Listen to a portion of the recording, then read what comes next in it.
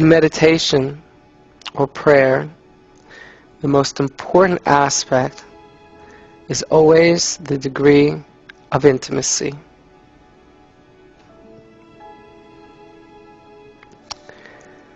The great masters are always in a state of great intimacy while engaging in life. They remained in a state of intimacy. Many call that intimacy bliss, but it's for our time, in our lexicon of language in the West, it's important to call that intimacy, because in those times, being intimate was ostensibly a more natural thing. And in our world, it's not natural. People are very removed and guarded. The masters were always very intimate with everything that they took upon and they experienced. For example, if they would eat, then they would be intimate with the food that they were eating. They would recognize, what they are doing and take a moment to be thankful, or at least express an appreciation, an expression of joy, something of intimacy in what they were doing. And they lived their lives quite intimately, whether it was in study or in riding in a carriage.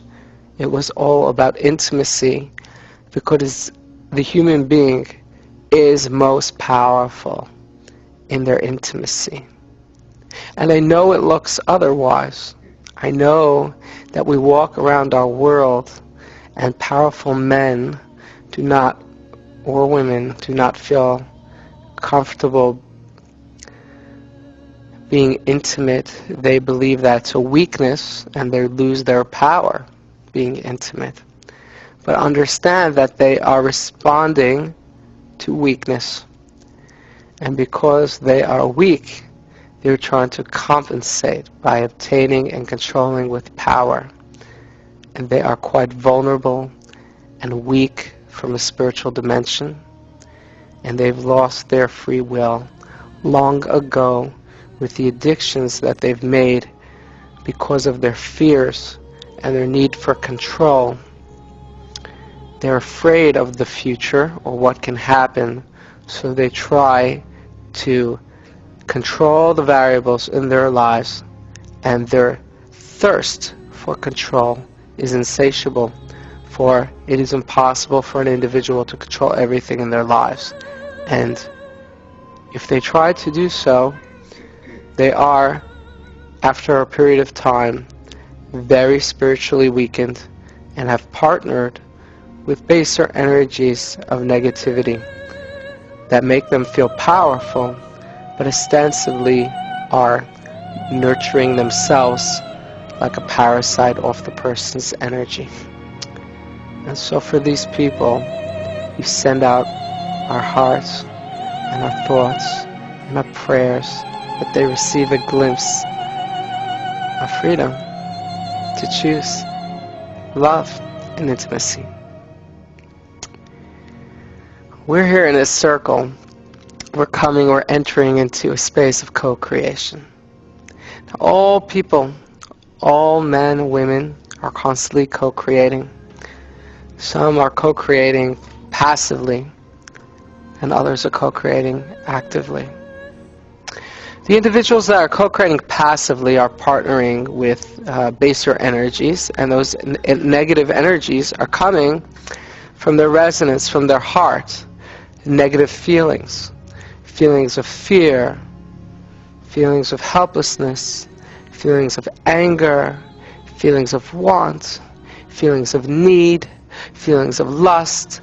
These negative feelings, they broadcast a beacon for their new partners, their new energies they'll be partnering with. And the new partners that they get are the resonances that resonate in the same cadences of what they are broadcasting. So, it is no wonder that people, when they are in passive co-creation. They feel very powerful, but they're truly not in power at all. They are merely in a state of persistent reaction, and they're only reacting to variables that come their way, and they're reacting to the energies that they find empowering. They're reacting to the needs and wants of those energies. Those energies only know command and control, dominate, want, need, insatiable appetites for oppression, to control, to glean, to take. And they also, these energies, have no interest in the happiness of the individual they're working with, and therefore eventually destruction. The individual who's partnered with baser energies, they enter into cycles that get more and more drastic. Cycles, addictive behaviors. And these behaviors could start out very benign, but to the degree that the person is resonating their existential angst, these behaviors become more extreme. So individuals may start off mildly gambling, but end up with a gambling problem. An individual might start out mildly drinking and end up with a drinking problem. An individual may start out being addicted to telling people what's on their mind. And before they know it, they've alienated everyone in their circle. There are all sorts of qualities that people enter. They are co-creating, but they are passively co-creating. They're not in a state of active co-creation. And therefore, a person who aligns himself with the higher love of all does not resent these people. We feel bad for their suffering, and we feel bad for what they're going through and how they're compelled to act. But they are not free. So instead, we envision them in freedom, them aligned with their higher self. We recognize them as awakened individuals that are actively co-creating, that are choosing what they are doing and not just reacting to the minutiae that's flowing around them. They're choosing love. I want to explain this clearly because the concept of control is